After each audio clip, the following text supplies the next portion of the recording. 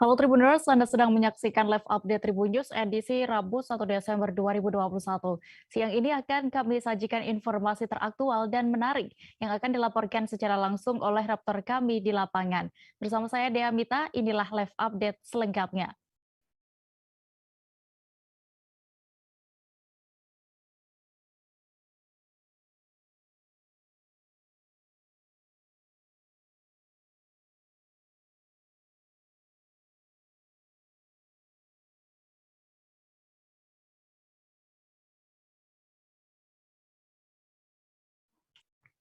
Halo Tribuners, Anda sedang menyaksikan live update Tribun News edisi Rabu 1 Desember 2021. Siang ini akan kami sajikan informasi teraktual dan menarik yang akan dilaporkan secara langsung oleh reporter kami di lapangan. Bersama saya Dea Mita, inilah live update selengkapnya. Ribuan buruh dari sejumlah serikat di Provinsi Banten menggelar aksi unjuk rasa di depan kawasan pusat pemerintahan Provinsi Banten atau KP3B hingga Selasa 30 November 2021 malam kemarin. Pantauan tribunbanten.com, ribuan buruh menggelar aksi unjuk rasa di depan pintu masuk KP3B sambil menunggu menetapkan UMK keluar. Mereka berkumpul sambil mengembangkan salawatan. Informasi lengkapnya akan disampaikan oleh rekan Ahmad Tajudin, jurnalis Tribun Banten yang kini sudah bergabung bersama kami. Halo rekan Tajudin. Halo rekan Dea dan Tribuners. Iya, rekan Tajudin, bagaimana bisa Anda gambarkan situasi aksi demo buruh untuk kenaikan UMK di Banten malam kemarin dan apakah hingga saat ini masih ada unjuk rasa atau bagaimana? Baik rekan Dea, perlu dijelaskan bahwa pada hari Selasa kemarin tepatnya tanggal 30 November 2021, sejumlah buruh dari serikat berbagai daerah di 8 kabupaten kota seprovinsi Banten menggelar aksi unjuk rasa di kawasan pusat pemerintahan Provinsi Banten, di mana aksi unjuk rasa ini dilakukan dari pagi hingga malam hari. Mereka menuntut kepada Gubernur Banten dalam penetapan UMK di Kabupaten Kota seprovinsi Banten, di mana untuk hari ini pada tanggal 1 Desember untuk aksi unjuk rasa sudah tidak dilakukan, di mana pada puncaknya aksi unjuk rasa itu dilakukan pada malam hari semalam, di mana para unjuk rasa melakukan pengawalan terhadap penetapan UMK dan UMK seprovinsi Banten yang mana sudah ditetapkan oleh Gubernur Banten pada malam hari semalam. Iya, Tajudin, berarti sudah ditetapkan ya UMK ini oleh Pemprov Banten ini. Berapa besaran UMK untuk tahun 2022 ini di seluruh kabupaten kota di Banten sendiri? Baik rekan Dea, untuk penetapan UMK sendiri sudah ditetapkan oleh Gubernur Banten, di mana Gubernur Banten menetapkan UMK sekabupaten kota seprovinsi Banten mengacu pada PP 36 tahun 2021, di mana di sini dari 8 kabupaten kota ada 3 kabupaten yang tidak mengalami kenaikan UMK-nya. Pertama, yang pertama yaitu Kabupaten Lebak naik 0,81% atau menjadi 2.773.000. Kemudian Kota Tangerang naik 0,56% atau menjadi 4.285.000. Kemudian Kota Tangerang Selatan naik 1,17% atau 4.280.000.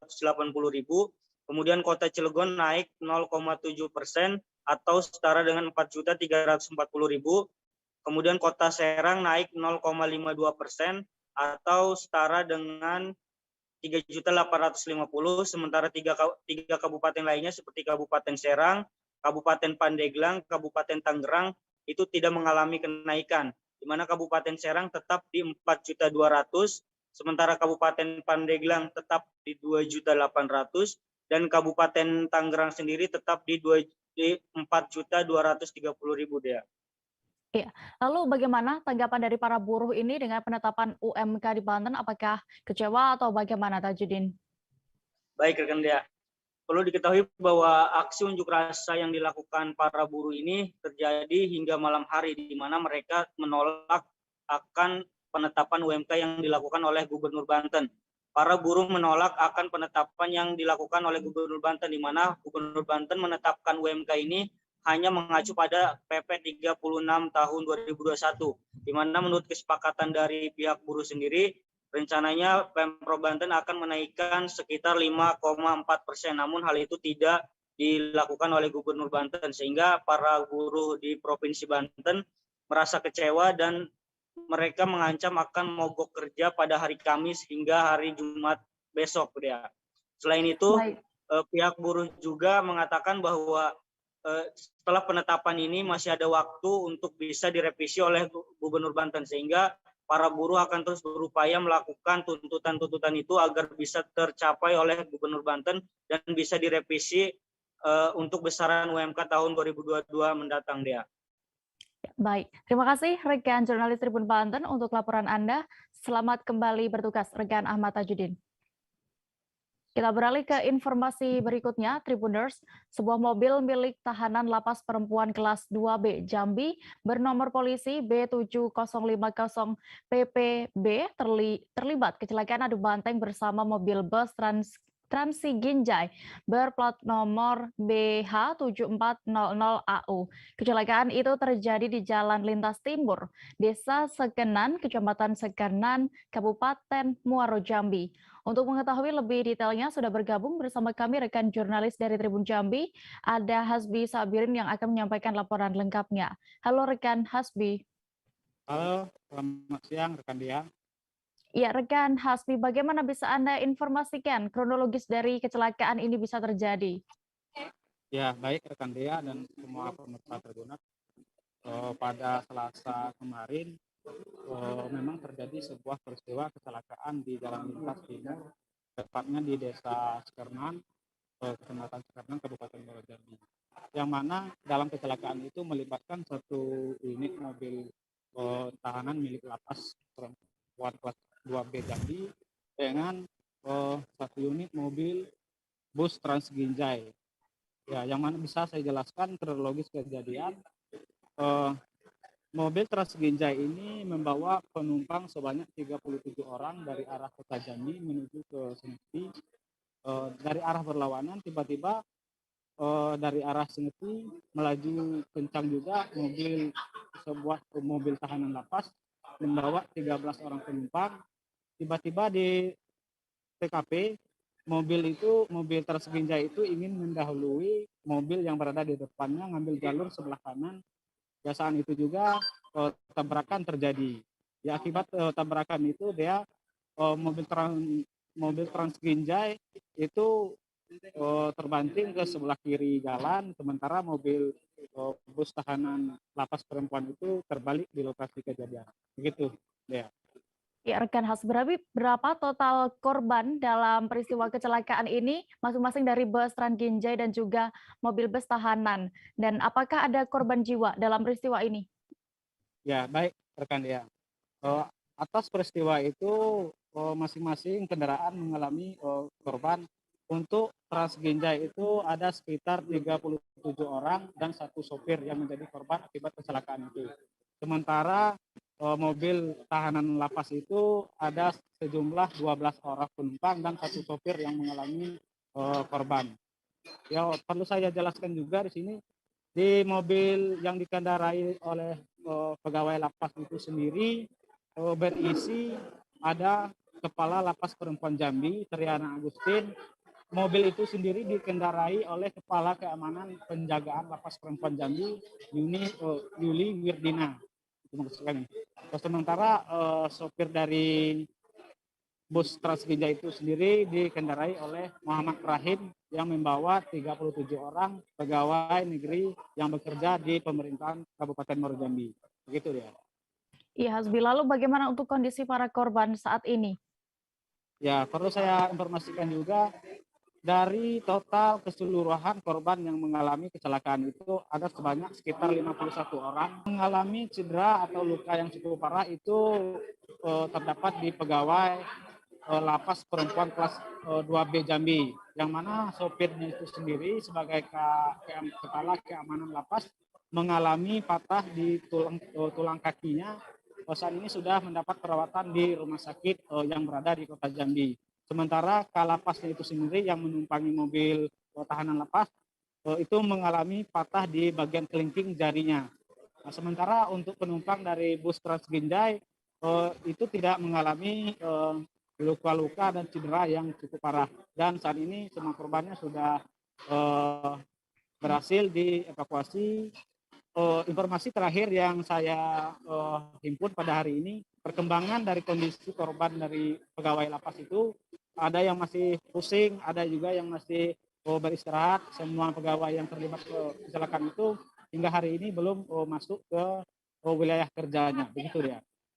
Baik, Tribuners, rekan Hasbi tadi juga sempat melakukan wawancara bersama saksi warga sekitar TKP kecelakaan, Robi Hermawan dan juga Kapolsek Sekernan, Ibtu Wiji Eko Wahyu. Berikut kami tampilkan keterangan lengkapnya untuk Anda. Ini saya belum tahu ya, jadi yang jelas mobil Transginja ini yang dari Jambi, ya. Jadi datang dari arah Singati mobil lapas perempuan tadi. Nah, jadi mungkin kalau nengok kejadiannya memang dari depan mata tidak juga, cuma yang jelas mobil kayu ini sudah masuk ke lane dia. Mungkin mobil yang dari mobil lapas Singati itu langsung kencang, mungkin tidak terkendali lah, bagaimana, jadi langsung tumburan kayak gitulah. Jadi mobil lapas Singati perempuan ini tadi terbalik langsung. Iya. Jadi mobil yang kencang itu yang mana bang? Mobil Transginja atau mobil yang lapas? Kalau dibilang kencang, semuanya lumayan kencang lah. Sama-sama kencang lah ya. Kencang. Karena yang Transginja mau motong. Pas perempuan Muara Jambi dengan mobil bis Jambi. Untuk kronologis secara lengkapnya kita masih dalam lidik, karena pada saat kita datang ke sini tadi kondisi sudah tabrakan dan korban penumpang pun sudah dibawa ke rumah sakit Ahmad Refin maupun ke Jambi. Jadi untuk laporan lengkapnya nanti mungkin silakan nanti dari rekan-rekan wartawan koordinasi dengan Kasat Lantas. Demikian, terima kasih. Untuk korban diperkirakan berapa orang nih, Komandan? Korbannya belum sempat gitu, karena kita dari kesini tadi tujuan kita untuk mengatur lalu lintas biar tidak terlalu macet benar. Terus korban pada saat kita sudah sampai sini langsung sudah dibawa oleh puskesmas tempat ke rumah sakit. Berapa lama kemacetan dan berapa panjang nih, Komandan? Kalau untuk kemacetan kita di sini udah hampir setengah jam. Setengah jam. Nah, kemacetan mungkin sekitar 3 kilo ke arah belum 3 kilo ke arah Jambi. Kita menuju Sumatera Utara, Tribuners. Sidang perkara dugaan pengancaman dan pengerusakan atas 2 terdakwa, yakni Yudi Susanto alias Ayu dan Rudianto alias Tengkleng, berlangsung panas di Pengadilan Negeri atau PN Medan. Pantauan tribunmedan.com di lokasi puluhan kader PDI Perjuangan turut mengawal berjalannya sidang yang beragendakan nota pembelaan atau pledoi. Tidak hanya itu, puluhan aparat juga turut berjaga ketat di luar ruang sidang Cakra 7. Kabar selengkapnya akan disampaikan rekan Gita, wartawan dari Tribun Medan yang kini sudah terhubung bersama kami. Halo rekan Gita. Halo, dia di studio. Ya rekan, kita bisa Anda informasikan kepada kami bagaimana saat itu suasana sidang saat berlangsung? Baik, sidang dugaan pengancaman dan pengerusakan dua kader PDI Perjuangan alias Ayu dan Rudianto alias Tengkleng dengan cukup panas di Medan, karena sidang tersebut dikawal oleh puluhan kader PDI Perjuangan di Kota Medan. Tidak hanya itu, sidang tersebut juga dikawal ketat oleh puluhan aparat keamanan. Sidang tersebut beragendakan pledoi ataupun nota pembelaan disampaikan oleh penasihat hukum kedua terdakwa maupun terdakwa sendiri, yang pada pokoknya meminta agar majelis hakim pimpinan dapat membebaskan kedua dari jaksa. Iya, lalu berapa tuntutan untuk kedua terdakwa ini atas kasus yang menyeret mereka dan bagaimana bisa Anda informasikan juga sedikit terkait kronologi perkara ini? Baik, jaksa penuntut umum dari Kejaksaan Negeri Medan telah menuntut kedua terdakwa dengan denda selama 1 tahun 6 bulan penjara di mana kedua terdakwa dikenakan pasal 170 ayat 1 KUH pidana, di mana terdakwa disebut telah melakukan pengancaman dan pengerusakan terhadap sebuah ruko yang ada di Kecamatan Medan Sunggal, Kota Medan. Sebenarnya terkait kronologi kasus ini bermula pada 7 tahun yang lalu. Ini sudah 2 kali ditangani oleh jaksa yang berbeda, namun selama 7 tahun kasus ini sempat mandek dan tidak di P21-kan. Namun tahun ini kasus ini kembali naik di kejaksaan. Nah, terkait kronologi kasus ini sendiri, sebelumnya kelompok masyarakat yang ada di sekitaran Kelurahan Lalang, Kecamatan Medan Sunggal merasa resah terkait adanya proyek pembangunan ruko di Kelurahan Lalang tersebut, sehingga masyarakat merasa terganggu adanya pembangunan tersebut yang diduga tidak memiliki izin mendirikan bangunan ataupun IMB dari Pemkop. Dan masyarakat mengadukan hal tersebut kepada PDI Perjuangan bersama masyarakat yang perjuangan mendatangi lokasi tersebut. Dan tidak hanya itu, dinas TRTB kecamatan kelurahan juga ikut turut melihat kondisi lapangan tersebut, hingga pada saat itu disebutkan di persidangan terjadinya penggusuran, namun masih belum ditemukan fakta yang sebenarnya penggusuran tersebut dilakukan oleh dinas TRTB atau kedua terdakwa tersebut. Namun berdasarkan saksi yang telah dipersidangan menyebutkan bahwa kedua terdakwa tidak ada melakukan pengerusakan, sementara yang melakukan pengerusakan adalah dinas TRTB Kota Medan karena bangunan tersebut juga tidak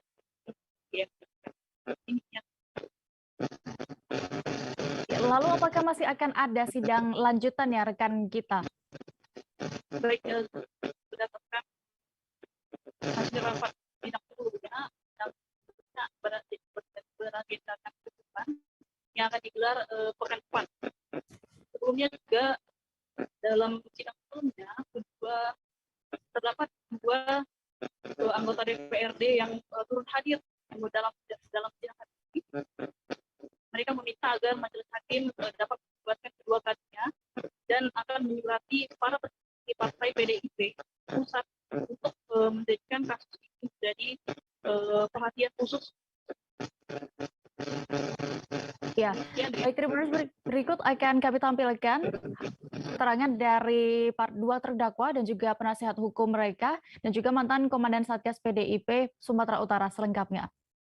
Kita betul-betul tidak bersalah dan kita ngumpul dengan kawan-kawan yang demikian banyak ini bukan mau ribut di pengadilan ini. Mau cari keadilan. Kami hanya mencari keadilan yang sesungguhnya, Pak. Nah, kalau kami memang betul-betul salah, buktikanlah kami di mana salahnya. Tunjukkanlah bukti-bukti dan fakta-fakta kami bersalah. Jangan asal mungkin ada faktor lain di persidangan ini, tapi saya tidak bisa menyatakan kenapa saya hari ini tidak berada di lokasi bisa jadi terdakwa, bisa diadili dengan hukuman 1,5 tahun. Bagi saya itu sangat-sangat berat. Bagi saya itu sangat-sangat miris.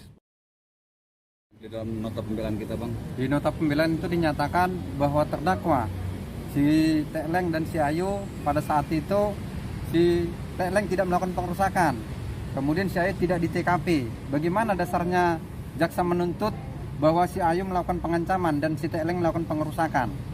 Oleh karena itu kami mohon kepada hakim agar mereka berdua dilepaskan demi keadilan berdasarkan ketuhanan Yang Maha Esa. Pihak RTB sendiri juga mengakui bahwasanya yang membongkar itu adalah pihak Dinas Bina Marga Kota Medan dengan alat bekonya, alat beratnya. Dokumentasi foto-fotonya ada sama rekan-rekan juang saya ini apabila rekan-rekan media memerlukannya. Ada sama kami. Jadi kami memohon kepada Yang Mulia, seperti yang dikatakan filosofi hukum, lebih baik membebaskan 1.000 tahanan daripada menahan atau menghukum 1 orang yang bersalah. Ini bukan 1 orang lagi, Pak, 2. Berarti 2.000 orang tahanan lebih baik dibebaskan daripada menghukum yang 2.000 orang ini. Sekian, terima kasih. Sejumlah penjual makanan di Boulevard Tuminting, Manado, Provinsi Sulawesi Utara terpaksa menutup usahanya dikarenakan ancaman gelombang tinggi pada Selasa 30 November 2021 kemarin. Lokasi jualan tersebut diketahui memang mudah diserang ombak tinggi karena berada tepat di tepi pantai. Selengkapnya akan disampaikan rekan Arthur Rombus, jurnalis Tribun Manado yang kini sudah terhubung bersama kami. Halo rekan Arthur. Ya, selamat siang Dea dan Tribuners. Ya, rekan Arthur, bisa Anda gambarkan bagaimana berdasarkan pantauan Anda di lokasi saat itu? Ya, Dea dan Tribuners, sepanjang Selasa kemarin memang daerah Manado dan seluruh daerah di Sulawesi Utara dilanda cuaca ekstrim. Jadi terjadi hujan yang lebat disertai angin yang cukup kencang. Jadi salah satu akibatnya adalah gelombang laut yang cukup tinggi dan bergeloranya lautan dengan ombak yang besar, dan ini menyebabkan tempat usaha kuliner yang berada di sepanjang Boulevard Tuminting memilih tutup karena tempat usaha ini berada tepat di pesisir lautan. Jadi para penjual takut lokasi usahanya terkena dampak dari hempasan ombak yang begitu besar pada cuaca ekstrim kemarin. Dan amatan Tribun Manado.co.id ada sekitar ratusan tempat usaha yang tutup, dan umumnya para penjual makanan mengungsikan barang-barang di tempat usahanya di sejumlah lokasi yang aman. Demikian dia. Ya, lalu bagaimana dengan kerugian pedagang karena tidak jualan seharian karena cuaca ekstrim itu?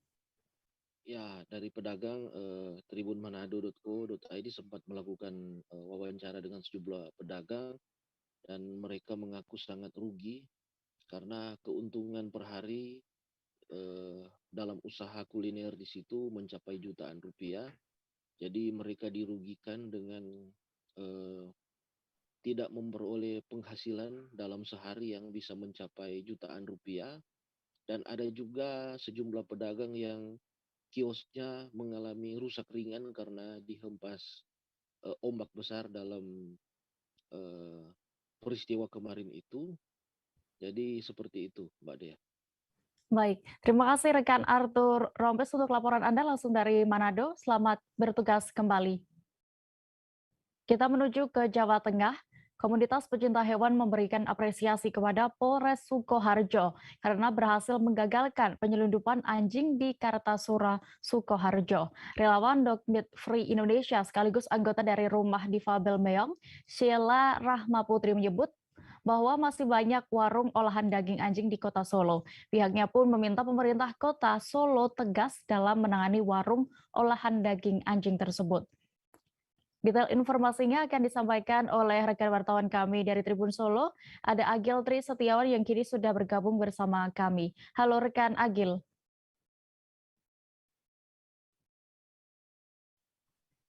Ya, dia. Halo pemirsa. Ya, rekan Agil, berdasarkan informasi yang sudah Anda dapatkan, mengapa Pemkot Solo ini kembali didesak untuk berani menindak perdagangan hewan, khususnya di Kota Solo?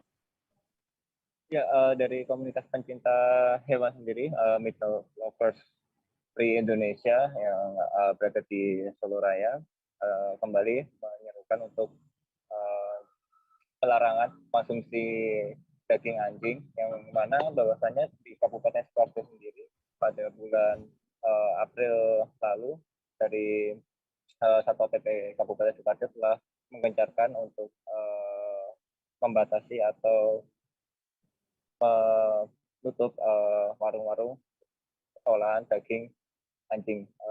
Ini kembali mencuat seiring dengan adanya kasus yang kasus yang dilakukan oleh Polres Sukoharjo, yang mana dari Polres Sukoharjo sendiri berhasil menggagalkan penyelundupan 53 ekor anjing yang ada di Kartosuro, Kabupaten Sukoharjo, dengan mengamankan 1 orang tersangka warga Sragen. Dengan langkah yang dilakukan oleh Polres Sukoharjo tersebut, membuat pencinta hewan ini kembali mengkampanyekan larangan untuk mengonsumsi daging anjing. Dari data yang mereka dapat, ada sekitar 85 warung olahan daging anjing yang tersebar di Solo Raya, dan paling banyak ada di Kota Solo, sehingga mereka juga meminta Pemkot Solo untuk tegas dan berani dalam melakukan pelarangan konsumsi hewan anjing tersebut, karena dinilai anjing sendiri bukan merupakan hewan untuk konsumsi. Ya, rekan Agil, selain juga dari komunitas pecinta hewan ini ya, yang ingin meminta Pemkot Solo untuk menindak para penjual olahan daging anjing ini, dari PKS juga mendukung larangan konsumsi anjing di Kota Solo. Bisa Anda jelaskan?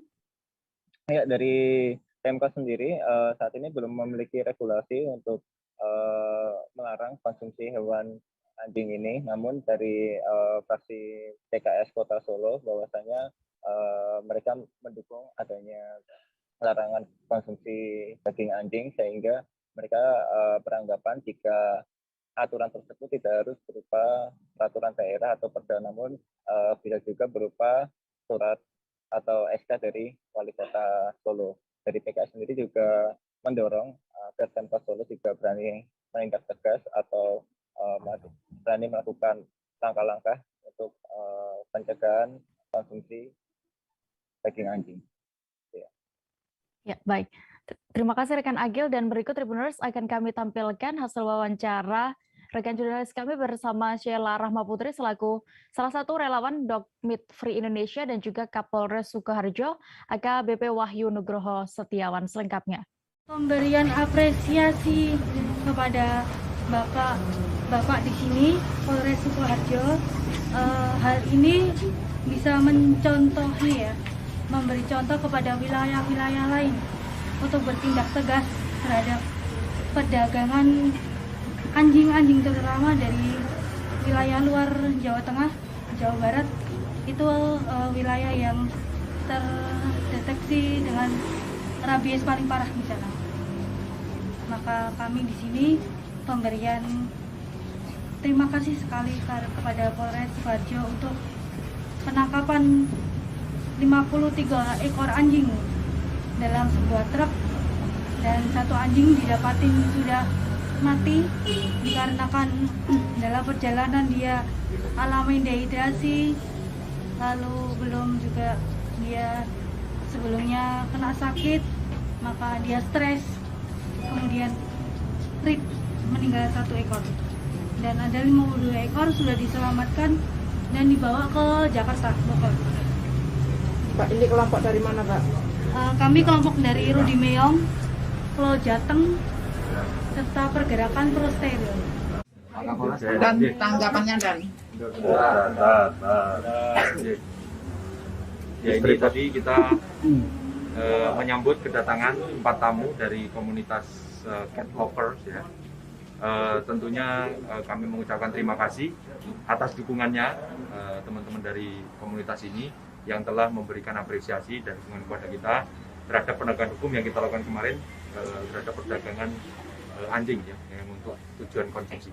Ini kita mengucapkan terima kasih atas dukungannya, dan kita tentunya ke depan akan bekerja sama, tidak berhenti di sini. Untuk langkah-langkahnya tidak hanya selesai di penegakan hukum ini, tentunya kita akan bekerja sama nanti dengan dinas terkait untuk melakukan edukasi, sosialisasi, karena memang konsumsi daging anjing ini di tempat kita masih ya banyak ditemukan, dan itu nanti kita edukasi bahwasanya memang anjing itu bukan untuk bahan pangan, bukan untuk makan, tapi anjing adalah hewan peliharaan. Itu. Warung-warung ini masih ada nanti.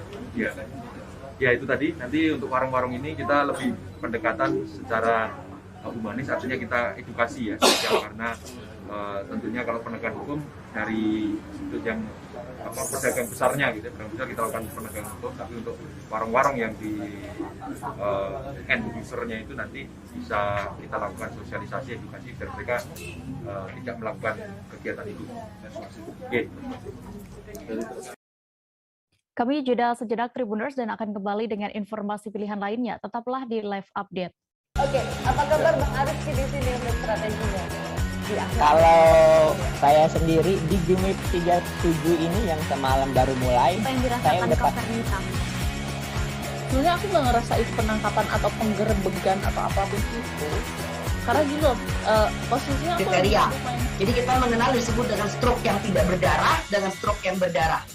Stroke yang tidak berdarah itu biasanya ditandai dengan adanya penyumbatan. Kalau itu terjadi di sini mungkin pikirnya tidak ke situ kali ya. Tapi kalau di Korea atau di Kamboja itu ada beberapa paper yang Saya itu Mas, dulunya tukang koran. Oh gitu ya. Tukang koran. Ya, saya baca itu, Pak. Tuh kan pernah baca kan? Jadi kalau saya jadi pangdam itu udah bersyukur banget. Si anak ini dijadikan sebagai tersangka begitu.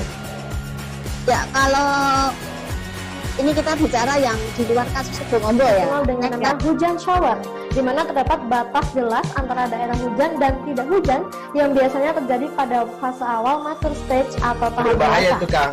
Jadi mulai artinya terjadinya perlembekan. Nah itu untuk penetrasi akan sulit begitu ya.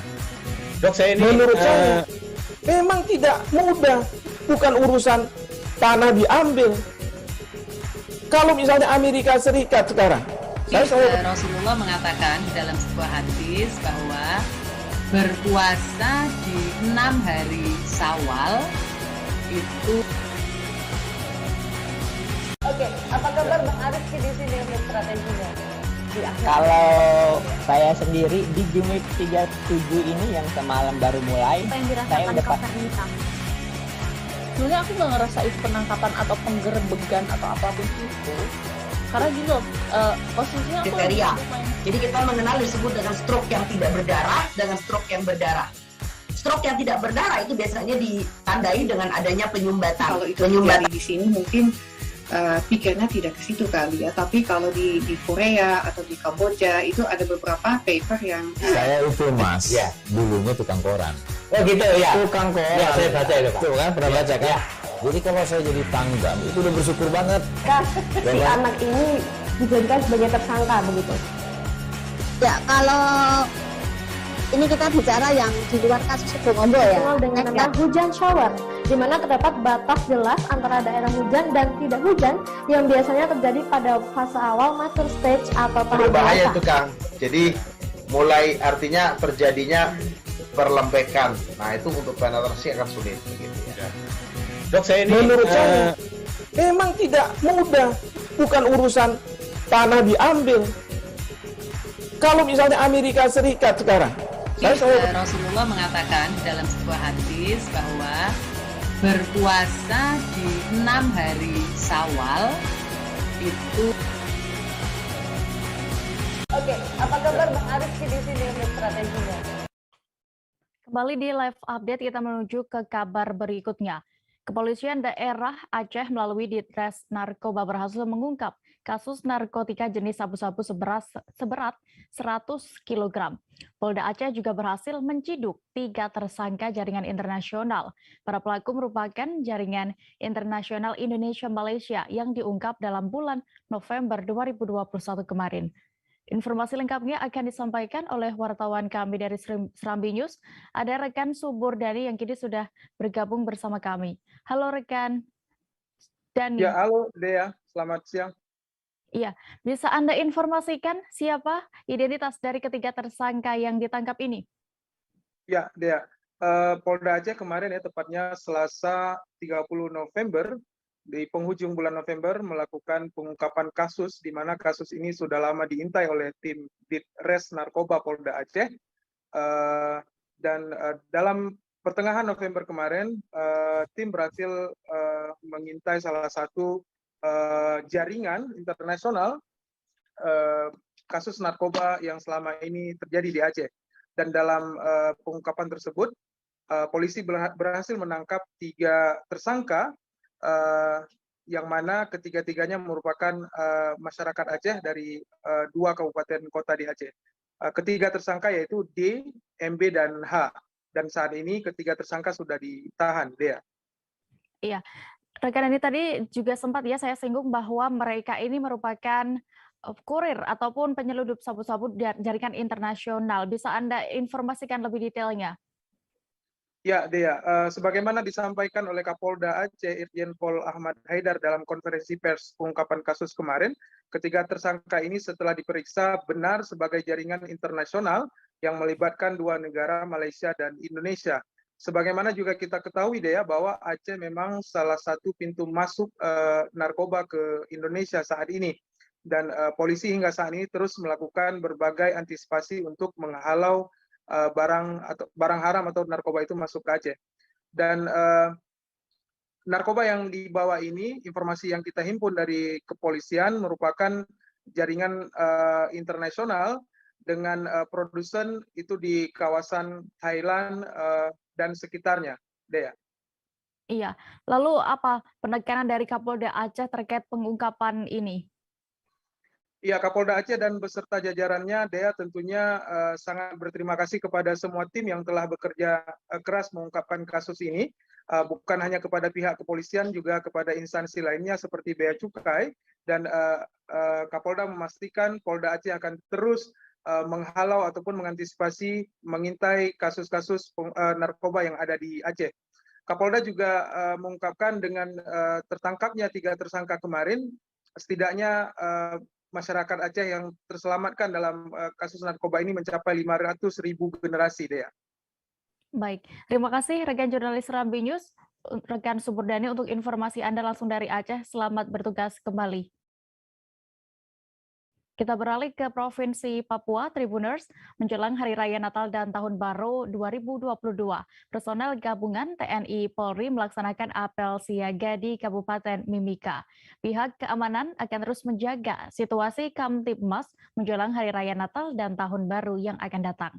Detail informasinya akan disampaikan oleh rekan Marcelinus Labulela, jurnalis Tribun Papua yang kini sudah bergabung bersama kami. Halo rekan Marcel. Halo, baik Dea. Selamat siang. Iya, selamat siang rekan Marcel. Bisa Anda jelaskan berapa untuk jumlah yang mengikuti apel gabungan ini? Baik rekan Dea, untuk jumlah yang mengikuti apel pada kemarin siang atau menjelang sore itu sekitar 530 personil Dea. Di mana 108 personil dikerahkan, 185 personil itu dikerahkan di siang hari, dan di malam hari tadi malam itu sebanyak 345 personil ya.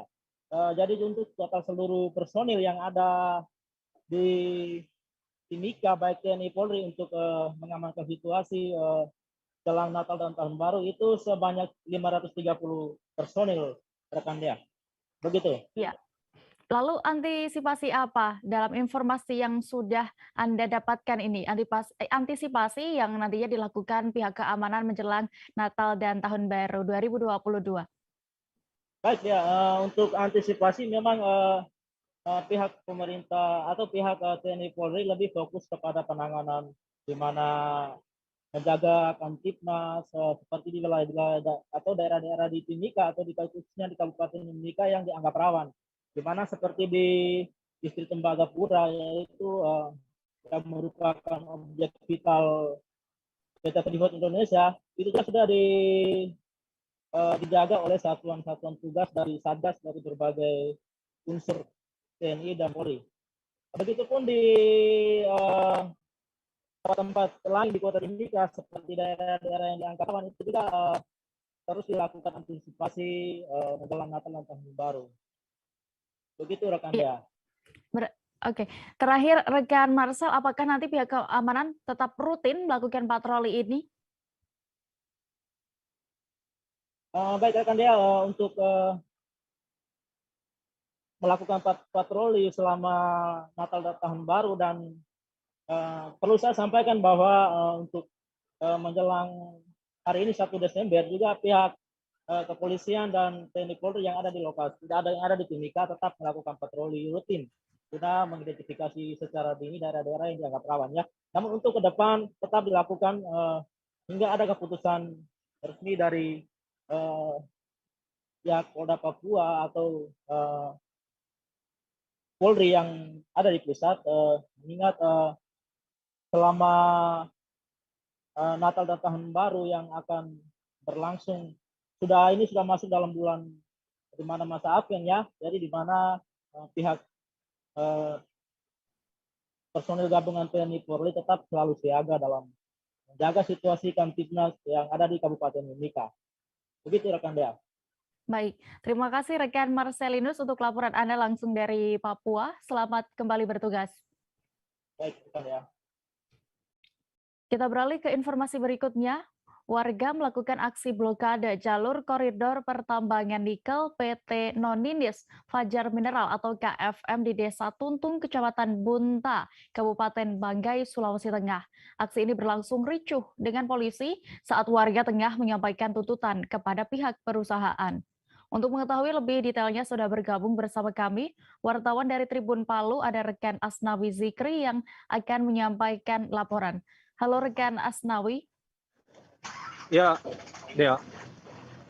Rekan Asnawi, bisa Anda informasikan berdasarkan informasi yang sudah Anda himpun juga, apa sebenarnya yang memicu terjadinya kericuhan antara warga dengan polisi ini? Ya, memang kemarin memang masyarakat Desa Tuntung, Kecamatan Bunta, Kabupaten Banggai, Sulawesi Tengah melakukan aksi blokade.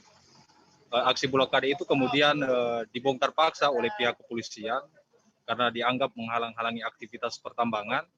Dan akibat pembongkaran paksa dari pihak kepolisian itulah sehingga memicu terjadinya kericuhan antara masyarakat dengan pihak kepolisian. Demikian, Firda. Iya. Lalu apa tuntutan warga kepada pihak perusahaan ini saat aksi itu? Iya, masyarakat Desa Tuntung sendiri melakukan aksi blokade jalan itu karena menganggap bahwa aktivitas pertambangan nikel PT Noninis Fajar Mineral atau KFM memiliki dampak lingkungan terhadap masyarakat ya, seperti perkebunan warga yang kemudian terdampak langsung karena debu, kemudian air bersih warga yang tercemar akibat aktivitas pertambangan yang mengalir ke sumber air warga yaitu sungai, dan yang terakhir kemudian sampai sejauh ini pihak perusahaan belum melakukan sosialisasi AMDAL, sehingga itu yang menjadi tuntutan warga ya, agar perusahaan segera mensosialisasikan AMDAL karena selama beroperasi sudah hampir 1 tahun ini masyarakat tidak mengetahui apa dampak lingkungan yang terjadi kepada masyarakat karena tidak ada sosialisasi dari pihak perusahaan. Demikian, Dea. Iya, rekan Asnawi, lalu bagaimana bisa Anda gambarkan situasi aksi warga di jalur koridor perusahaan nikel tersebut? Iya, Dea, pasca ricuh kemarin memang sempat warga dibongkar paksa tenda untuk memblokade jalur koridor pertambangan nikel PT Noninis Fajar Mineral ya. Namun hingga saat ini meskipun dibongkar paksa dan terjadi kericuhan, namun warga masih bertahan ya, masih bertahan di areal koridor tersebut karena warga menilai dan menuntut agar segera direalisasikan segala tuntutan-tuntutan tersebut. Bila tuntutan itu belum direalisasikan sama pihak perusahaan, maka mereka tidak akan mengangkat kaki dari jalur koridor dan masih akan tetap memblokade jalur. Akibat dari pemblokade jalan tersebut, aktivitas perusahaan hingga saat ini masih terhenti sementara. Demikian, Dea. Baik, terima kasih rekan jurnalis Tribun Palu, Asnawi Zikri untuk laporan Anda langsung dari Banggai, Sulawesi Tengah. Selamat kembali bertugas. Proses pembangunan restorasi Sungai Sekanak Lambi Daro, ruas segmen rumah susun, mulai dari Jerambah Karang, rumah susun tampak berjalan lancar. Mega proyek senilai 250 miliar rupiah ini ditargetkan selesai akhir tahun ini. Proyek yang dimulai dari tanggal untuk kabar selengkapnya akan disampaikan rekan Sri Hidayatun, jurnalis dari Tribun Sumsel yang kini sudah terhubung bersama kami. Halo, rekan Sri. Halo, Dea. Iya, bagaimana untuk keadaan progres restorasi Sungai Sekanak Lambi Daro ini?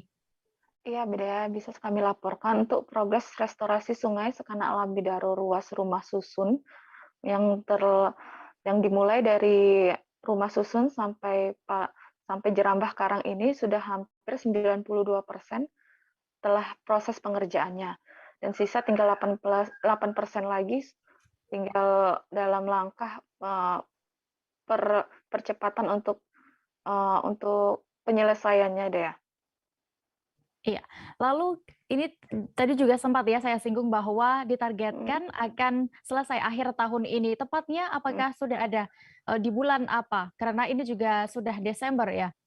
Iya, berdasarkan hasil wawancara juga bersama asisten 2 kemarin, program restorasi Sungai Sekanak ruas rusun ini ditargetkan akan selesai akhir tahun ini deh, karena pihak pemerintah Kota Palembang juga optimis karena melihat progresnya sudah sangat cepat dan nantinya di awal tahun nanti program ini akan segera langsung di-launching juga untuk ruas Sekanak Lambidaro ini. Nah, untuk pembangunan ruas rusun ini menelan biaya 48 miliar dengan panjang 800 meter dari sisi kanan dan sisi kiri.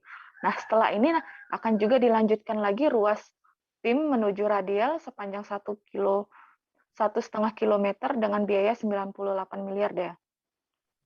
Ya, rekan Sri, tadi Anda sebutkan bahwa akan di-launching awal tahun ini. Dan nanti setelah di-launching ini apa saja berarti yang bisa dimanfaatkan dari pembangunan ini? Iya, sesuai dengan tujuan utamanya, restorasi Sungai Sekanak Lambidaro ini adalah untuk mengembalikan lagi fungsi sungai dan juga sebagai pengendalian banjir. Namun juga salah satunya juga untuk melakukan ekowisata yang dilakukan oleh pemerintah Kota Palembang. Nah, di ruas rusun ini menjadi salah satu ikonnya nanti.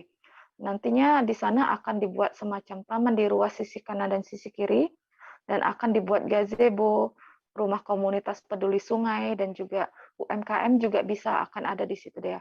Sehingga nanti pedestrian Sudirman yang selama ini dikenal di Kota Palembang tempat para nongkrongnya di Kota Palembang yang hanya ada setiap Sabtu dan Minggu malamnya, ini nanti dialihkan di ruas Sekanak Lambidaro, ruas rusun ini deh ya. Sehingga dapat membantu perekonomian masyarakat sekitar yang ada di ruas tersebut. Baik, Tribuners, berikut akan kami tampilkan hasil wawancara rekan jurnalis kami bersama Ansori selaku Asisten 2 Bidang Pembangunan Setda Pemkot Palembang selengkapnya. Oh, udah 92. 92% sudah. Nah, itu. Udah kelihatan kan? Nah, berarti tinggal 8% lagi. Dikit lagi. Targetnya berapa? Sampai kapan, Pak? Target ya akhir tahun ini selesai. Di Desember. Berapa, Pak? 92 sepanjang 400 ya kemarin, Pak ya. Jadi kiri kanan kita 800 itu. Dengan anggaran, Pak? Anggaran kemarin Pak inilah yang hafal Pak Mariadi anggarannya. Ini kena balai nih. Anggaran beralih lagi. 42 M. 42 miliar. Sekarang yang belum terselesaikan itu apa, Pak? Pekerjaannya? Ini aja nih, tinggal beberapa landscape-nya aja, tinggal pohon sama ini jalan pedestrian lah. Januari bisa beroperasi berarti ya, Pak? Insya Allah kita launching bersama Pak Wali untuk Sekanak Lambidaro ini di awal Januari ya. Jadi total panjangnya berapa, Pak? 800. Dari kawasan ini doang ya? Ya, dari Jerambak Karang sampai ke Jembatan Pin. Jadi 800 itu kanan kiri ya. Kanan kiri ya. Pak, yang sepanjang jalan ini bakal jadi pedestrian itu ya, Pak? Iya, pedestrian. Iya, betul. Oh, di sini bukan di seberang, Pak? Kiri kanan semua. Ini kan lokasi Sekanak Lambidaro. Jadi kanan kiri semua jadi ini untuk pedestrian itu. Jadi pedestrian Sudirman ya. Kapan mulai? Dialihkan ke sini. Kapan mulainya, Pak? Ya setelah ini selesai. Januari targetnya? Target setelah kan ini ada masih pandemi, kita masih menyesuaikan juga itu. Ya. Jadi secepatnya Pak Wali akan ini. Jadi ada lagi kegiatan-kegiatan masyarakat. Ratusan mahasiswa Universitas Pembangunan Nasional atau UPN Veteran Jakarta menggelar aksi unjuk rasa di depan kampusnya di kawasan Pondok Labu, Jakarta Selatan pada 30 November 2021 kemarin. Mereka menuntut pihak Rektorat UPN Veteran Jakarta mengusut kematian seorang mahasiswa D3 Fisioterapi angkatan 2020 berinisial F alias L. F diketahui meninggal dunia ketika mengikuti kegiatan pendidikan dasar Resimen Mahasiswa atau Diksar Menwa pada 25 September 2021 lalu. Selengkapnya akan disampaikan wartawan Tribun Jakarta, ada Anas Furqon Hakim yang kini sudah bergabung bersama kami. Halo rekan Anas.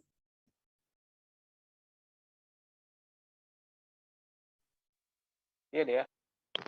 Ya, rekan Anas, bisa Anda informasikan apa alasannya Aliansi Mahasiswa UPN ini menuntut membubarkan Menwa dalam aksi demonstrasi tersebut? Ya, baik, terdapat sejumlah alasan dari Ishak Aliati, mahasiswa Universitas Pembangunan Nasional Jakarta yang menuntut pembubaran resimen mahasiswa. Salah satunya adalah tidak ada nilai-nilai atau sudah tidak relevan nilai-nilai reformasi yang diperjuangkan oleh mahasiswa. Kemudian banyak kasus meninggalnya peserta Diksar saat mengikuti kegiatan Menwa, salah satunya yang terjadi pada 25 September lalu ketika seorang mahasiswi berinisial F alias L tewas saat mengikuti Diksar di kawasan Sentul, Bogor, Jawa Barat. Gitu deh. Ya, bisa Anda informasikan untuk kronologi dari meninggalnya Fauziah Nabila ini ya, saat mengikuti Diksar tersebut, dan bagaimana tanggapan dari Rektorat UPN terkait tuntutan pembubaran Menwa? Berdasarkan keterangan dari Ketua BEM UPN Jakarta, Ramang Faturrahman, Fauziah Nabila atau biasa dipanggil Lala ini meninggal dunia pada 25 September 2021. Sebelumnya ketika mengikuti kegiatan long march dengan jarak antara 10 hingga 15 km, Fauziah dikatakan oleh Rama sempat mengalami kelelahan. Namun yang disayangkan oleh pihak BEM, Menwa menanggapi kelelahan tersebut mengira bahwa Fauziah mengalami kesurupan. Itulah yang disayangkan pihak BEM hingga menyebabkan telatnya penanganan medis terhadap Fauziah hingga akhirnya meninggal dunia sebelum sampai di rumah sakit. Gitu, ya. Ya, rekan Anas, lalu apakah Anda juga mendapatkan informasi saat kegiatan itu dilakukan? Apakah Menwa sudah mengantongi izin? Ya, dari pihak Rektorat menyatakan bahwa mereka tidak memberikan izin terhadap kegiatan tersebut. Izin terakhir yang diberikan adalah kegiatan Diksar pada 2 pekan atau 3 pekan sebelum kejadian tersebut. Jadi bisa dipastikan bahwa kegiatan Menwa atau Diksar Menwa tersebut yang menewaskan seorang mahasiswi tidak berizin. Begitu deh. Baik, terima kasih rekan Anas, wartawan Tribun Jakarta untuk laporan Anda. Selamat kembali bertugas. Tribuners, kami jeda lagi sejenak, tetaplah di live update. Oke, apa kabar Bang Ariski di sini untuk strateginya? Kalau saya sendiri di Jumip 37 ini yang semalam baru mulai, Apa yang saya dirasakan udah Kak Fernita? Sebenarnya aku nggak ngerasain penangkapan atau penggerebegan atau apapun itu. Karena gini loh, posisinya aku kriteria. Jadi kita mengenal disebut dengan stroke yang tidak berdarah dengan stroke yang berdarah. Stroke yang tidak berdarah itu biasanya ditandai dengan adanya penyumbatan. Kalau itu terjadi di sini mungkin pikirnya tidak ke situ kali ya, tapi kalau di Korea atau di Kamboja itu ada beberapa paper yang saya itu mas, ya. Dulunya tukang koran. Oh gitu ya. Tukang koran. Ya, saya baca itu Pak. Tuh kan pernah baca kan? Ya. Jadi kalau saya jadi tanggam itu udah bersyukur banget. Si anak ini dijadikan sebagai tersangka begitu. Ya, kalau ini kita bicara yang di luar kasus Sebongombo ya. Dikenal dengan nama hujan shower, di mana terdapat batas jelas antara daerah hujan dan tidak hujan yang biasanya terjadi pada fase awal mature stage atau tahap berbahaya dewasa. itu Kang. Jadi mulai artinya terjadinya perlembekan. Nah itu untuk penetrasi akan sulit. Gitu, ya. Dok, saya ini menurut saya memang tidak mudah, bukan urusan tanah diambil. Kalau misalnya Amerika Serikat sekarang, Rasulullah mengatakan dalam sebuah hadis bahwa berpuasa di 6 hari Syawal itu. Oke, apa kabar Bang Ariski di sini untuk strateginya? Kalau saya sendiri di Jumip 37 ini yang semalam baru mulai, Apa yang saya dirasakan udah Kak Fernita? Sebenarnya aku nggak ngerasain penangkapan atau penggerebegan atau apapun itu. Karena gini loh, posisinya aku kriteria. Jadi kita mengenal disebut dengan stroke yang tidak berdarah dengan stroke yang berdarah. Stroke yang tidak berdarah itu biasanya ditandai dengan adanya penyumbatan. kalau itu terjadi di sini mungkin pikirnya tidak ke situ kali ya, tapi kalau di Korea atau di Kamboja itu ada beberapa paper yang saya itu mas, ya dulunya tukang koran. Oh gitu ya. Tukang koran. Ya, saya baca itu Pak. Tuh kan pernah baca kan? Jadi kalau saya jadi tanggam itu udah bersyukur banget. Si anak ini dijadikan sebagai tersangka begitu. Ya, kalau ini kita bicara yang di luar kasus Sebongombo ya. Dengan nama hujan shower, di mana terdapat batas jelas antara daerah hujan dan tidak hujan yang biasanya terjadi pada fase awal mature stage atau tahap Berbahaya dewasa. itu Kang. Jadi mulai artinya terjadinya perlembekan. Nah itu untuk penetrasi akan sulit. Gitu ya. Dok, saya ini menurut saya memang tidak mudah, bukan urusan tanah diambil. Kalau misalnya Amerika Serikat sekarang, Rasulullah mengatakan dalam sebuah hadis bahwa berpuasa di 6 hari Syawal itu. Oke, apa kabar Bang Ariski di sini untuk strateginya? Kalau saya sendiri di Jumip 37 ini yang semalam baru mulai, saya udah sebenarnya aku nggak ngerasa itu penangkapan atau penggerebegan atau apapun itu, karena gini loh, posisinya aku kriteria. Jadi kita mengenal disebut dengan stroke yang tidak berdarah dengan stroke yang berdarah. Stroke yang tidak berdarah itu biasanya ditandai dengan adanya penyumbatan. Kalau itu terjadi di sini mungkin pikirnya tidak ke situ kali ya, tapi kalau di Korea atau di Kamboja itu ada beberapa paper yang saya itu mas, ya dulunya tukang koran. Oh gitu ya. Tukang koran. Ya, saya baca itu Pak. Tuh kan pernah baca kan? Jadi kalau saya jadi tanggam itu udah bersyukur banget. Si anak ini dijadikan sebagai tersangka begitu. Ya, kalau ini kita bicara yang di luar kasus Sebongombo ya. Dengan nama hujan shower, di mana terdapat batas jelas antara daerah hujan dan tidak hujan yang biasanya terjadi pada fase awal mature stage atau tahap Berbahaya dewasa. itu Kang. Jadi mulai artinya terjadinya perlembekan. Nah itu untuk penetrasi akan sulit. Gitu ya. Dok, saya ini menurut saya memang tidak mudah, bukan urusan tanah diambil. Kalau misalnya Amerika Serikat sekarang, Rasulullah mengatakan dalam sebuah hadis bahwa berpuasa di 6 hari Syawal itu. Oke, apa kabar Bang Ariski di sini untuk strateginya? Kalau saya sendiri di Jumip 37 ini yang semalam baru mulai, saya udah sebenarnya aku nggak ngerasa itu penangkapan atau penggerebegan atau apapun itu, karena gini loh, posisinya aku kriteria. Jadi kita mengenal disebut dengan stroke yang tidak berdarah dengan stroke yang berdarah. Stroke yang tidak berdarah itu biasanya ditandai dengan adanya penyumbatan. Kalau itu terjadi di sini mungkin pikirnya tidak ke situ kali ya, tapi kalau di Korea atau di Kamboja itu ada beberapa paper yang saya itu mas, ya dulunya tukang koran. Oh gitu ya. Tukang koran. Ya, saya baca itu Pak. Tuh kan pernah baca kan? Jadi kalau saya jadi tanggam itu udah bersyukur banget. Si anak ini dijadikan sebagai tersangka begitu. Ya, kalau ini kita bicara yang di luar kasus Sebongombo ya. Dengan nama hujan shower, di mana terdapat batas jelas antara daerah hujan dan tidak hujan yang biasanya terjadi pada fase awal mature stage atau tahap Berbahaya dewasa. itu Kang. Jadi mulai artinya terjadinya perlembekan. Nah itu untuk penetrasi akan sulit. Gitu ya. Dok, saya ini menurut saya memang tidak mudah, bukan urusan tanah diambil. Kalau misalnya Amerika Serikat sekarang, Rasulullah mengatakan dalam sebuah hadis bahwa berpuasa di 6 hari Syawal itu.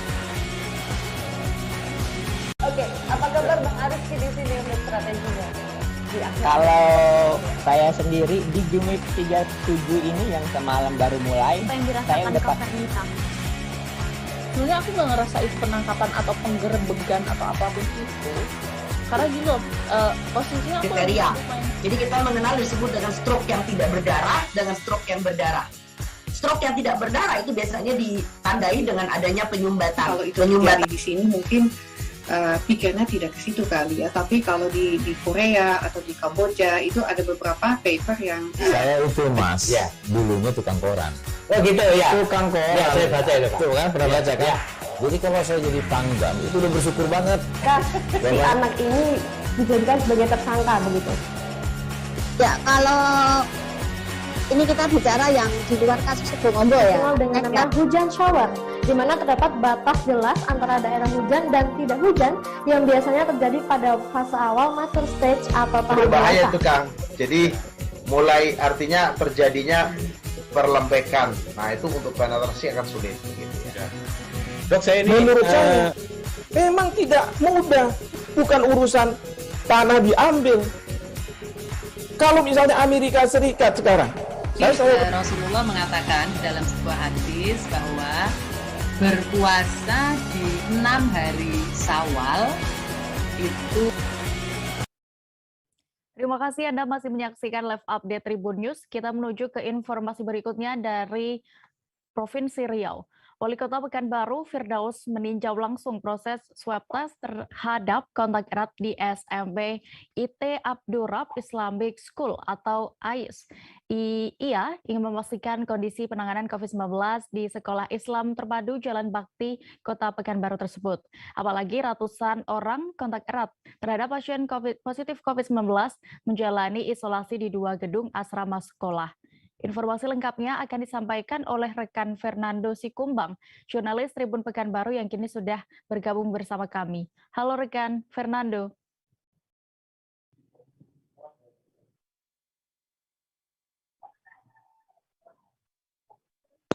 Halo rekan Fernando. Ya, siang ya.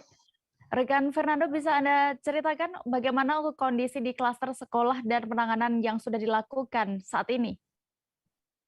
Oke, Dea, seperti saat ini di lokasi dari pantauan yang saya lakukan dari tadi pagi bahwa sampai saat ini ratusan peserta didik yang sekolah di Abdurrab Islamic School ini masih berada di kedua asrama tersebut ya. Mereka masih menjalani isolasi di gedung asrama itu sejak hari Jumat kemarin Dea.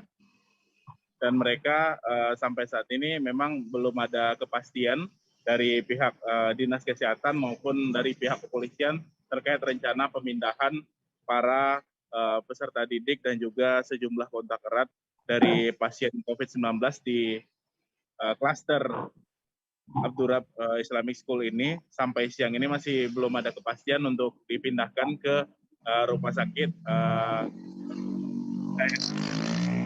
Sakit Madani, rekan Dea.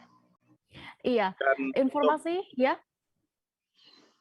Oke, rekan Dea. Iya. Ya, dan informasi yang baik. Silahkan rekan Fernando. Oke. Dan untuk sampai saat ini, memang para peserta didik masih berada di lokasi ini dan kondisi mereka masih dalam kondisi sehat. Begitu Dea. Baik, informasi yang saya dapatkan bahwa jumlah yang positif COVID-19 ini mencapai ratusan orang, rekan Fernando. Bagaimana untuk hasil tracking dan juga tracing yang dilakukan? Apakah sudah ada?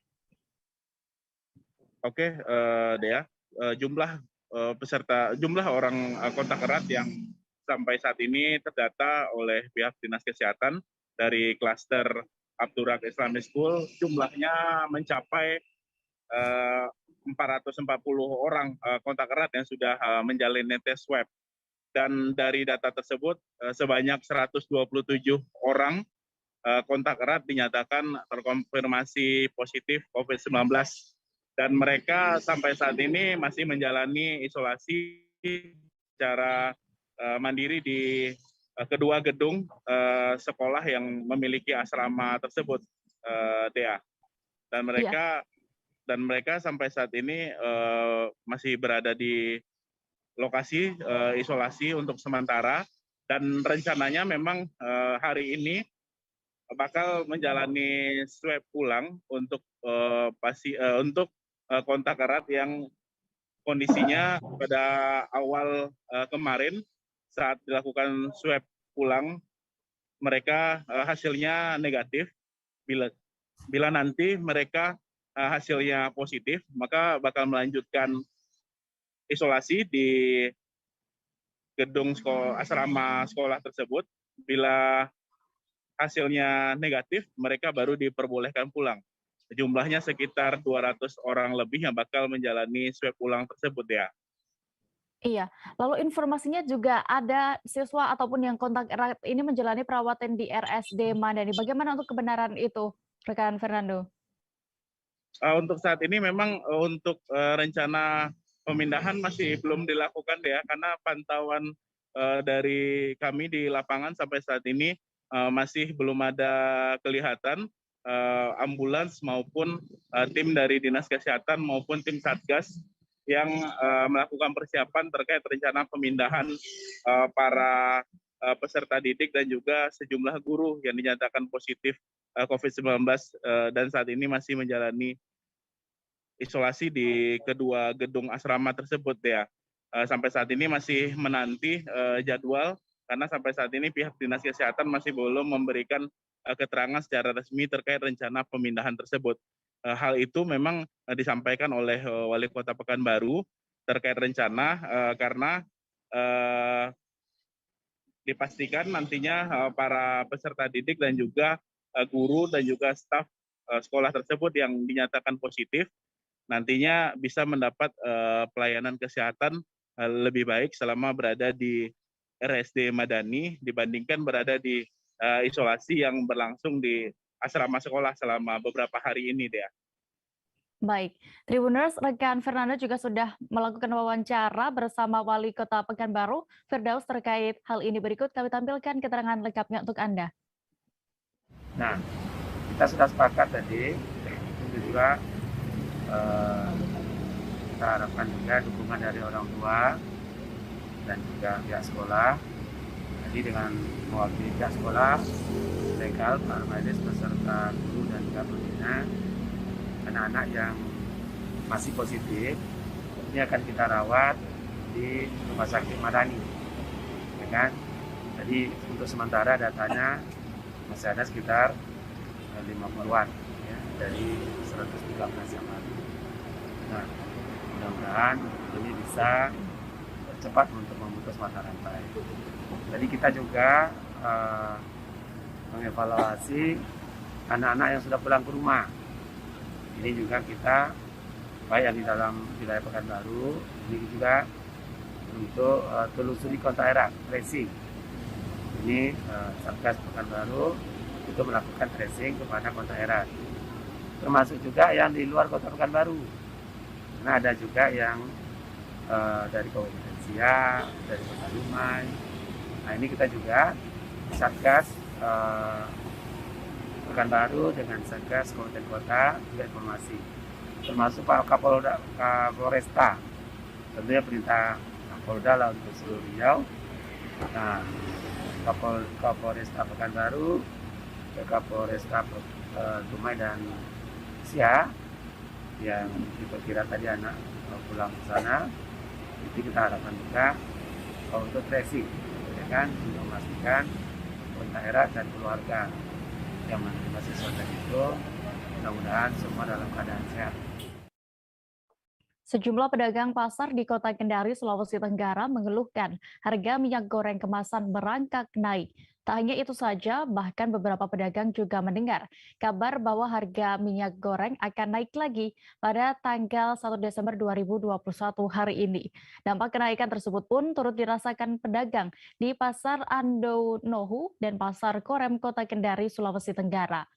Detail informasinya akan disampaikan oleh rekan Ridwan Kadir, wartawan Tribun News Sultra yang kini sudah bergabung bersama kami. Halo rekan Ridwan.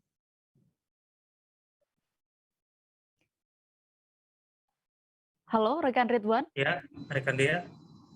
Ya, sejak kapan bisa Anda informasikan kenaikan harga minyak goreng kemasan di Kota Kendari ini?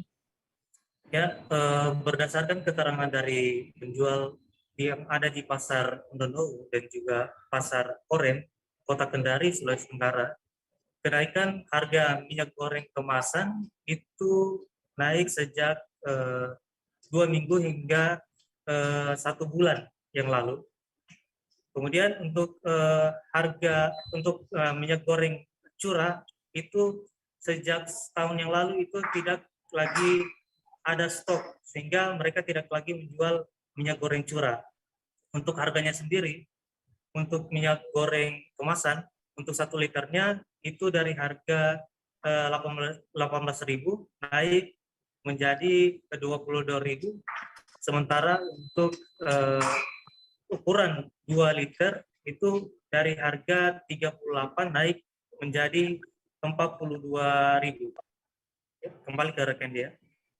Ya, lalu apakah sudah diketahui apa sebenarnya penyebab kenaikan minyak goreng kemasan ini?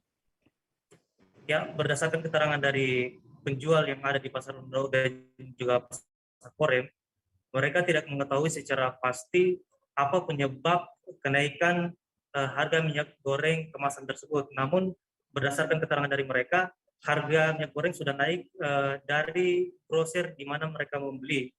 Kemudian stok yang ada di grosir juga tersebut itu sudah naik sehingga mereka pun ikut menaikkan harga di pasar. Kembali ke rekan dia.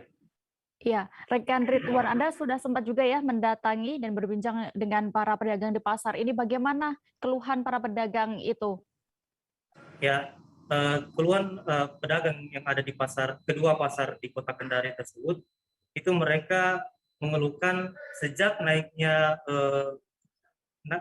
harga minyak goreng kemasan, itu para pembeli mulai sepi dan juga mereka susah atau sulit untuk membeli stok minyak goreng kemasan yang ada di Kota Kendari, sehingga terkadang mereka juga kekurangan stok, bahkan ada yang tidak menjual minyak goreng kemasan karena harganya yang cukup mahal. Kembali ke rekan dia. Baik, terima kasih rekan wartawan Tribun News Ultra, Ridwan Kadir untuk laporan Anda dari Kendari. Selamat bertugas kembali. Kita beralih ke informasi berikutnya. Rapat paripurna DPRD Kabupaten Mamasa, Sulawesi Barat yang berlangsung pada Selasa 30 November 2021 kemarin diwarnai keributan. Keributan bermula saat salah seorang ASN diketahui bernama Ernesto Randan melabrak meja pimpinan DPRD Mamasa. Untuk mengetahui bagaimana peristiwa tersebut, sudah bergabung bersama kami rekan jurnalis dari Tribun Sulbar, ada rekan Samuel Masakareng yang akan menyampaikan laporan lengkapnya. Halo rekan Samuel. Iya, halo rekan Firda. Iya, bisa Anda informasikan bagaimana kronologi kericuhan tersebut terjadi? Iya, rekan Firda dan Tribuners dapat saya jelaskan bahwa memang rapat paripurna dengan agenda pengesahan APBD Kabupaten Mamasa tahun anggaran 2022 kemarin yang berlangsung di ruang paripurna DPRD Kabupaten Mamasa itu diwarnai kericuhan di mana saat salah seorang anggota DPRD Kabupaten Mamasa dari fraksi P3 ini menyampaikan aspirasi masyarakat di hadapan pimpinan Ketua DPRD. Namun di tengah penyampaian aspirasi itu, oknum anggota DPRD yang saat itu masih sedang berbicara dipotong oleh oknum ASN yang diketahui bernama Ernesto Randan. Sehingga saat oknum yang saya maksud tadi, oknum anggota DPRD yakni Reskianto Toladi itu terhenti dalam suasana yang dipicu oleh keributan. Nah, keributan ini tidak terbendung setelah memang oknum ASN yang menjabat sekretaris Dinas Pengendalian Penduduk dan KB ini melabrak meja pimpinan DPRD. Nah, Dea dan Tribuner dapat saya jelaskan pula bahwa kericuhan ini tidak terhenti sampai di situ. Kericuhan kembali dipicu setelah salah seorang dari fraksi yang sama yakni dari gabungan P3 dan Gerindra ini kembali menyampaikan aspirasi Pak Bupati Mamasa Bapak Haji Ramalan Badawi, sehingga kericuhan kembali tak terhindarkan setelah salah seorang anggota DPRD Kabupaten Mamasa dari fraksi Nasdem ini melabrak meja, mengharap paripurna ini dihentikan sejenak karena memang terkesan fraksi P3 ini menyerang pribadi Bupati Mamasa. Begitu rekan Dea. Lalu bisa Anda jelaskan apa yang sebenarnya hal apa yang memicu atau menyebabkan kericuhan ini pecah? Iya, memang kericuhan ini tak terhindarkan setelah oknum ASN ini menganggap bahwa pada rapat paripurna ini tidak semestinya lagi ada paripurna di atas paripurna, di mana sebelumnya memang telah diagendakan pendapat akhir fraksi. Namun berjalannya rapat ini, oknum dari fraksi P3 ini kembali mengadakan perbincangan yang cukup menyinggung pribadi Bupati, begitu dia. Lalu terkait hal ini, rekan Samuel, bagaimana tanggapan dari Ketua DPRD Mamasa sendiri? Iya, dari hasil konfirmasi kami ke Ketua DPRD Kabupaten Mamasa itu memang mereka tidak begitu merespon persoalan ini. Mereka hanya meminta pihak yang berwajib menangani kasus ini, apalagi ini kan dipicu oleh salah seorang ASN, sehingga pihak DPRD sendiri berharap bahwa kalaupun memang ada pelanggaran kode etik di dalamnya, maka pihak DPRD berharap persoalan ini diselesaikan oleh pihak berwenang, oleh pemerintah daerah Kabupaten Mamasa itu sendiri. Rekan Dea. Baik, terima kasih rekan Samuel untuk laporan Anda. Selamat bertugas kembali. Pemerintah Kota Singkawang memasang red box atau ruang henti khusus di sejumlah titik traffic light ruas jalan di Kota Singkawang. Red box ini dipasang sebagai tempat berhenti diprioritaskan untuk kendaraan roda 2, sedangkan roda 4 dan di atasnya tidak diperbolehkan untuk berhenti di RHK ini. Kabar selengkapnya akan disampaikan wartawan dari Tribun Pontianak. Ada rekan Rizky Kurnia yang kini sudah siap dengan laporan lengkapnya. Halo rekan Rizky.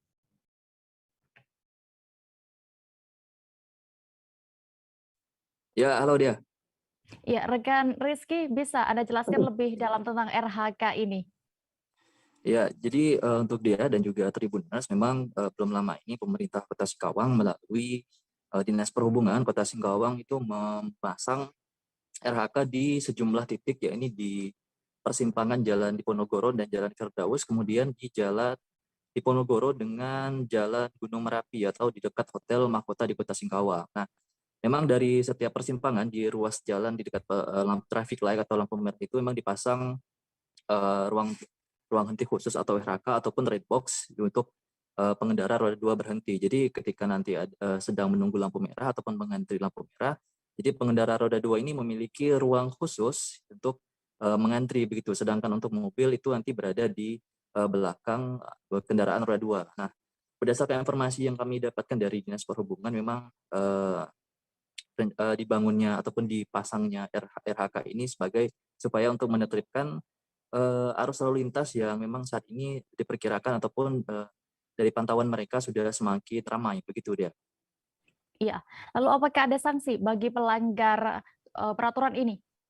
Ya, karena masih baru ya, karena baru dipasang juga, jadi untuk saat ini belum ada sanksi yang diberikan kepada para pelanggar ataupun para pemilik kendaraan roda 4 ataupun di atasnya yang mengantri ataupun berhenti di atas red box ini, karena memang masih dalam tahap sosialisasi untuk beberapa pekan ke depan. Namun nantinya setelah selesai sosialisasi dan diperkirakan sudah dapat dilakukan atau pemberian sanksi, nanti akan diberikan sanksi tilang khususnya dari pihak Satlantas Polres Singkawang yang nanti berpatroli ataupun berjaga di sekitar traffic light begitu.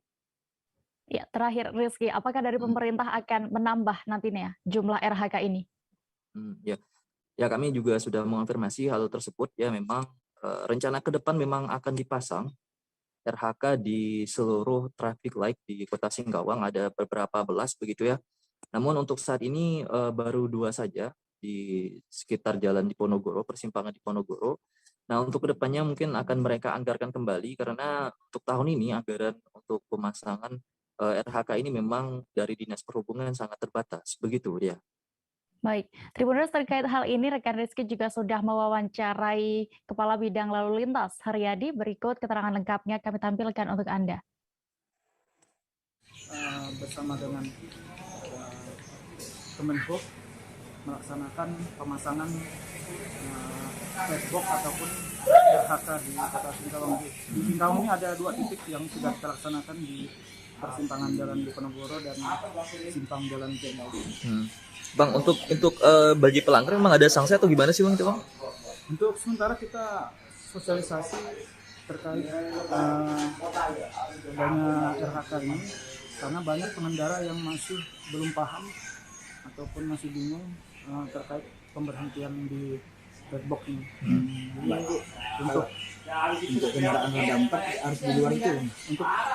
Untuk komposisinya memang seperti itu karena kita ketahui untuk pengendara kendaraan roda 2 ini kecepatannya kan cukup tinggi. Jadi memang mereka harus di depan, kemudian disusul untuk yang roda 4-nya di belakang. Ini kan baru 2 titik nih Bang ya. Nanti kedepannya ada rencana penambahan atau gimana Bang? Rencananya kita semuanya akan kita pasang di persimpangan traffic light di Kota Singkawang. Cuma karena kendala masih terkait penganggaran kita masih bertahap.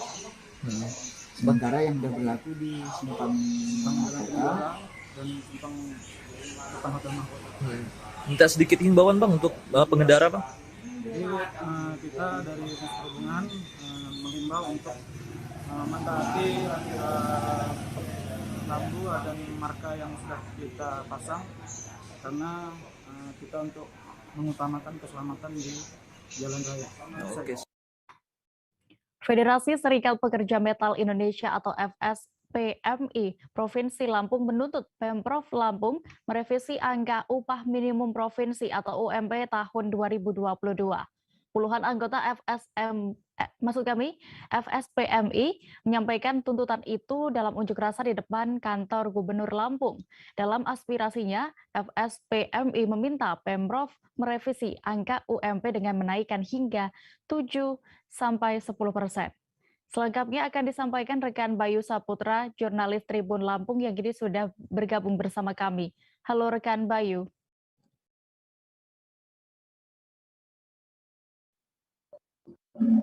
Halo, rekan Dea.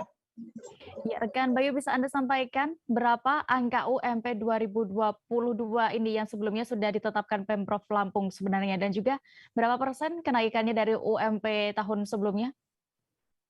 Oke, terima kasih rekan Dea. Bahwasannya UMP Provinsi Lampung tahun 2022 sebesar 2.440.486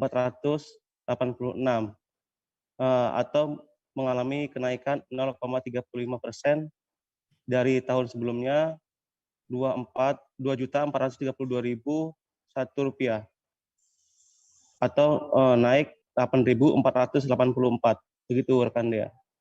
Ya, lalu terkait tuntutan FSPMI Lampung ini yang meminta kenaikan dirubah menjadi 7-10% ini, apa alasan yang mendasari pihak FSPMI sendiri? Dari pihak serikat buruh menyatakan bahwasannya saat ini kebutuhan kehidupan itu sangat mahal sehingga mereka meminta supaya dinaikkan UMK atau UMP di Provinsi Lampung. Begitu rekan Dea. Iya, rekan Bayu terkait tuntutan dari FSPM ini ya, apakah sudah ada tanggapan dari pihak Pemprov Lampung sendiri? Ya, melalui asisten pemerintah dan Kesra, Bapak Kodratul Ivan menyampaikan bahwasannya terkait tuntutan tersebut pihaknya akan melakukan kajian-kajian dan tidak semata-mata kebijakan yang sudah ditetapkan itu dicabut ataupun dihentikan. Begitu rekan Dea. Baik, Tribuners, terkait hal ini, rekan Bayu sudah mewawancarai pihak dari Pemprov Lampung dan juga Ketua Aksi FSPMI Lampung. Atau berikut kami tampilkan selengkapnya. Yang pertama tentu kita akan merujuk ke kebijakan pemerintah pusat berkaitan dengan konsekuensi dari hasil uji dari di Mahkamah Konstitusi, ya kan? Nah, ini tidak serta-merta, artinya apa yang sudah dibuat peraturan pemerintah ini batal. Ini kan memerlukan waktu untuk dilakukan perbaikan. Berkaitan dengan penetapan upah minimum provinsi maupun kabupaten kota, ini kan sudah ditetapkan. Namun demikian kita akan koordinasikan lebih lanjut, akan kita komunikasikan baik dengan Kementerian Tenaga Kerja maupun dengan pihak para pengusaha terkait dengan keputusan yang baru ini. Ya kan? Saya kira itu. Ya, sebenarnya kita di sini menyampaikan tuntutan atau petisi ada 4 ya. Pada pokoknya itu ada 4. 1, sudah berkenan tanggal 25 November kemarin udah jelas ya keluar putusan MK yang menyatakan artinya sebuah tindakan terkait kebijakan yang bersifat strategis dan berdampak luas itu ditangguhkan. Nah, masuk pada pokok ditangguhkan ini upah minimum yang jelas. Upah itu kan menurut PP 36 tahun 2021 pasal 4, upah minimum ini merupakan kebijakan strategis nasional. Dalam hal itulah kita minta diberlakukan putusan MK ini supaya kebijakan UU 11 tahun 2020 Cipta Kerja beserta turunan PP 36 2001 ini untuk ditangguhkan, tidak berlakukan. Artinya cara penghitungan upah minimum ini kembali ke Undang-Undang 13 2003 dan PP 78 tahun 2015. Nah, itu yang pertama. Yang kedua, karena kemarin pada penetapannya UMP ini sudah menggunakan PP 36, jelas dong kami minta dicabut, gunakan kembali yang lama, ya kan? Maka kami minta kepada Pak Gubernur untuk mencabut SK UMP 2022 itu segera dilakukan, ya, karena sudah ditangguhkan oleh putusan MK tersebut. Nah, kemudian kalau setelah dicabut pasti ada revisi. Nah, revisi inilah kita minta dihitung ulang berdasarkan Undang-Undang 13 2003 Ketenaga Kerjaan dan turunannya ya PP 78 tahun 2015 tentang pengupahan. Oleh karena itu kita minta revisi dengan kenaikan khususnya UMP itu sebesar 5%. Informasi tadi sekaligus menutup perjumpaan kita dalam live update siang ini. Tribuners, lantaran masih di tengah pandemi, kami kembali mengingatkan untuk selalu menerapkan protokol kesehatan dimanapun Anda berada. Dan jangan lupa juga untuk saksikan live update selanjutnya pukul 4 sore di seluruh kanal YouTube Tribun Network. Saya Dea Mita beserta kru yang bertugas pamit. Terima kasih dan sampai jumpa. Jangan lupa like, subscribe, dan share ya.